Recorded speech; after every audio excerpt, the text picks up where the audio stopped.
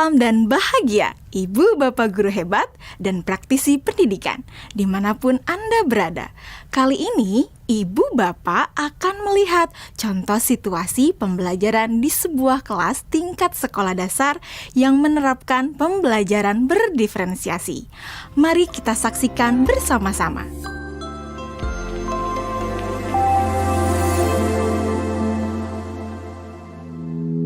Organ tubuh manusia. Minggu ini, Pak Kasim ingin mengajar sebuah materi tentang cara kerja salah satu sistem organ tubuh manusia, yaitu sistem pencernaan.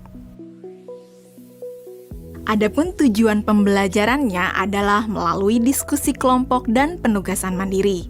1. Murid dapat menjelaskan fungsi organ pencernaan pada manusia.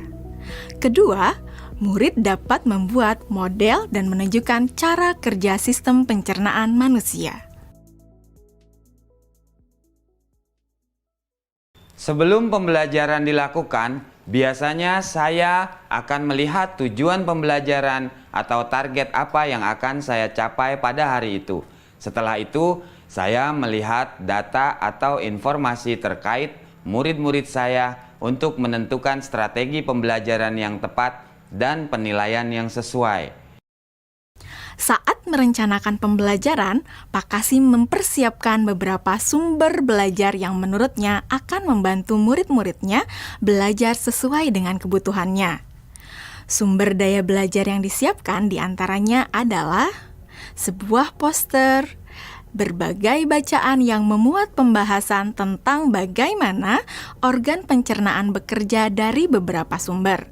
Ada yang berupa beberapa buku bacaan dengan tingkat kesulitan berbeda-beda, artikel sederhana, mengunduh sebuah video singkat yang sesuai dengan apa yang ia ingin anak-anak pahami, membuat kartu-kartu pertanyaan untuk membantu murid mengkonstruksi sendiri pemahaman mereka tentang cara kerja sistem organ pencernaan dengan menjawab pertanyaan. Sumber belajar yang beragam ini tentunya tetap sesuai dengan tujuan pembelajaran yang ingin dicapai, atau dengan kata lain mengimplementasikan diferensiasi konten.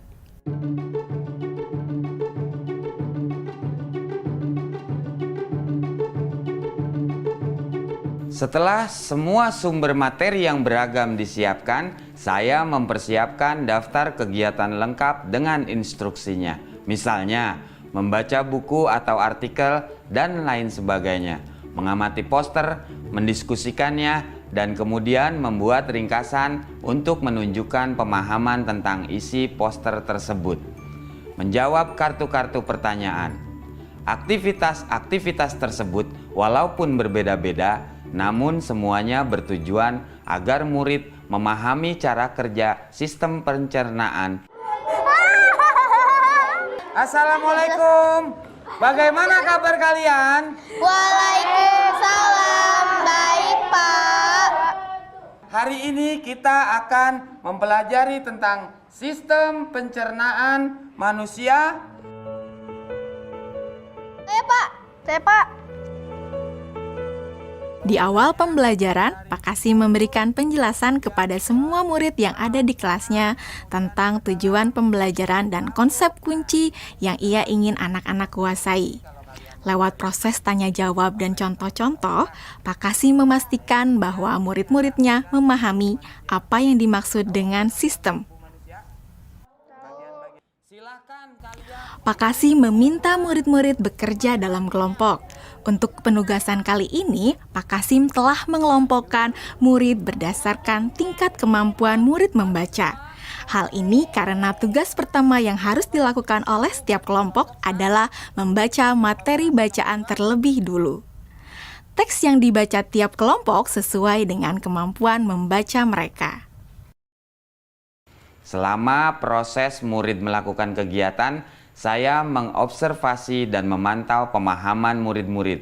Saya mendatangi tiap kelompok, mengajukan pertanyaan, dan memberi pertanyaan lanjutan kepada murid-murid yang memerlukan bantuan atau perlu diberikan tantangan lebih.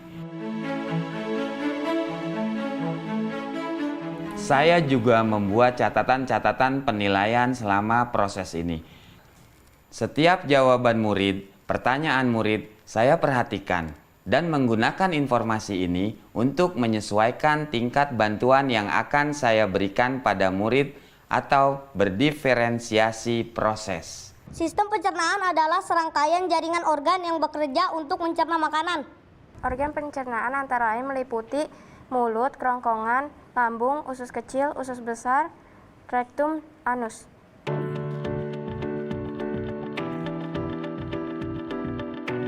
Sekarang silakan membuat model yang menunjukkan sistem kerja pencernaan manusia secara mandiri.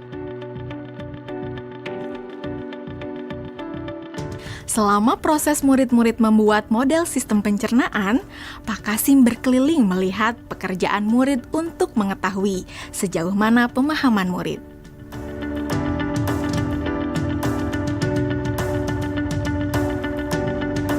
Di akhir pembelajaran, saya melakukan kegiatan refleksi, di mana refleksi tersebut digunakan untuk mengapresiasi murid, untuk mengetahui atau menilai sejauh mana pemahaman murid tentang topik yang sedang dipelajari, untuk mengetahui bagaimana perasaan murid-murid ketika melakukan proses pembelajaran. Akdas, Senang, Pak. Arjuna, Senang, Pak. dan tentunya semua ini dapat menjadi informasi bagi saya untuk mengembangkan proses pembelajaran selanjutnya.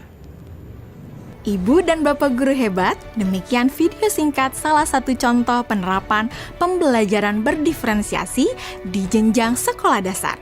Tetap semangat, Ibu dan Bapak guru hebat. Salam dan bahagia.